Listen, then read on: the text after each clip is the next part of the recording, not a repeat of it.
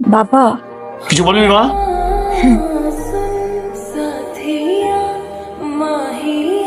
হায় আল্লাহ, এই কথা তোরা দুজনের কেউ আমাদেরকে বলতে পারলি না? সামান্য একটা বিষয় নিয়ে কত কি ঘটে যাচ্ছিল। ভাই সাহেব, আমার একটা প্রেশার, বাথরুমে না গেলে ধ্বংস হয়ে যাবো। কিসের ভাই সাহেব? বলেন বিআই সাহেব। শুভ, জলদি দড়ি খুলে দে। হ্যাঁ বাবা, ওরে বাবা, খোল দড়ি মরি। শেষ পর্যন্ত আমাকেই সাহস করতে হলো। ছেলেরা যে এত ভীতু হয় সেটা জানতাম না। কপালে একটা চুমো দিতেই তুমি যে অজ্ঞান হয়ে যাবা সেটা কে জানতো।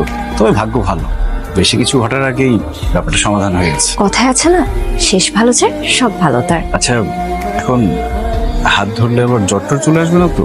না, আমি কাছাকাছি এলে ওয়াশরুমে চলে যাবেন না তো? একদমই না।